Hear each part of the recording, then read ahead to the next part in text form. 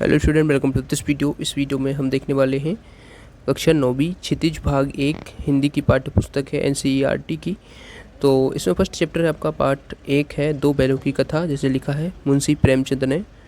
तो चलिए इस चैप्टर के हम सभी क्वेश्चन विथ आंसर देखने वाले हैं। तो यहाँ पर प्रश्न अभ्यास में आप देख सकते हैं। पहला क्वेश्चन है, कांची हाउस में कैद पशुओं की हाजिरी क्यों ली जाती होगी? तो इसका करेक्ट आंसर यहाँ से लिखेंगे, कांची हाउस में कैद पशुओं की हाजिरी इसलिए ली जाती होगी ताकि कैद पशुओं की संख्या का पता चल सके और यह पता लगाया जा सके उनमें से कोई भाग या मर तो नहीं गया है। देखिए, जो कांची हाउस होते थे उसमें आवारा जो पशु रखे जाते थे उनकी हाजिरी ली जाती थी। अब इसके लिए आप लोग चैप्टर ज़रूर पढ़ें। जो भी आप क्वेश्चन आंसर देख रहे हैं तो उसके चैप्टर ज़रूर पढ़ें ताकि आपको पूरा समझ में आए। यदि आपने पूरी दो बैलों की कथा पढ़ी है तो आपको डेफिनेटली सब समझ में आएगा, ठीक है। तो इसलिए पहले पाठ जरूर पढ़ लें आप लोग।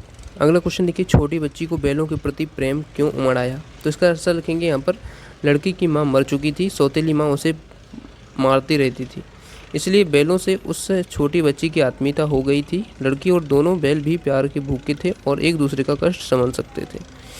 अब अगला देखिए, थर्ड क्वेश्चन है, कहानी में बैलों के माध्यम से कौन कौन से नीति विषय के मूल्य उभर कर आए हैं? तो इसमें देखिए सभी मूल्य हैं, जैसे कि विपत्ति के समय हमेशा मित्र की सहायता करनी चाहिए, आज़ादी के लिए। तो इनको सबको आपको पॉइंट वाइज पॉइंट लिख लेना है और इनको लर्न कर लेना है।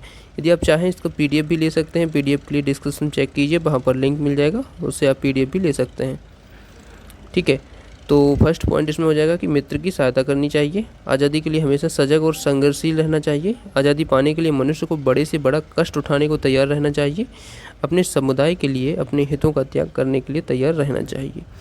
तो ये हैं नीति विषयक मूल्य, ठीक है। उसके बाद चौथा क्वेश्चन इसमें है, प्रस्तुत कहानी में प्रेमचंद ने गधे की किन स्वभावगत विशेषताओं के आधार पर उसके प्रति रूढ़ अर्थ की ओर संकेत तथा मूर्ख का प्रयोग न कर किसी नए अर्थ की ओर संकेत किया है?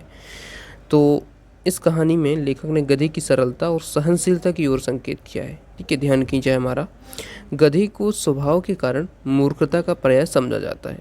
आमतौर पर हम गधे के लिए मूर्ख शब्द का प्रयोग करते हैं। गधा ही एकमात्र ऐसा प्राणी है जो सब अत्याचार चुपचाप सहन कर लेता है, ठीक है।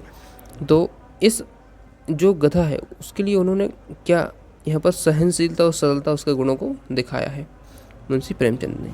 अगला देखिए, पांचों क्वेश्चन है, किन घटनाओं से ये पता चलता है कि हीरा और मोती में गहरी दोस्ती थी?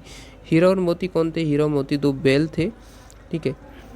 झूरी काछी जो था उसके दो बैल थे और इनमें काफ़ी गहरी दोस्ती थी। कौन सी बातों से ये पता लगता है, कौन सी घटनाओं से? तो देखिए, पहला, दोनों एक दूसरे से को चाट कर सूंघकर अपना प्रेम प्रकट करते थे, एक तो ये बात थी। दूसरा है, नाद में से खाली भूसा पड़ जाने के बाद दोनों साथ ही चांद से मुंह हटा लेने पर दूसरा भी हटा लेता था, ठीक है। कांची हाउस की दीवार के टूटने पर जब हीरा ने भागने से मना कर दिया तो अवसर होने के बाद भी मोती उसे छोड़कर नहीं भागा, ठीक है। तो यहाँ पर इसको आपको ध्यान रखना है।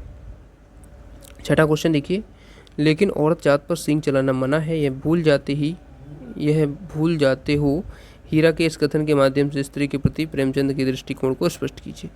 तो इसका करेक्ट आंसर है, यहाँ से आप लोग नोट करेंगे, हीरा के इस कथन से यह ज्ञात होता है कि उस समय समाज में स्त्रियों की स्थिति अच्छी नहीं थी, उनके साथ दुर्व्यवहार किया जाता था, उन्हें शारीरिक यातनाएं दी जाती थी, वे पुरुषों द्वारा शोषित थीं। तो इस प्रकार से इसका आंसर हो जाएगा। अगला देखिए, सातवां क्वेश्चन है, किसान जीवन वाले समाज में पशु और मनुष्य के आपसी संबंधों को कहानी में किस तरह व्यक्त किया गया है?